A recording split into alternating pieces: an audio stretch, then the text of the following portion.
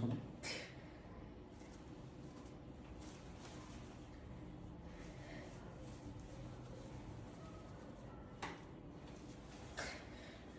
वहाँ पर दर्द हो रहा है। बस थोड़ा सा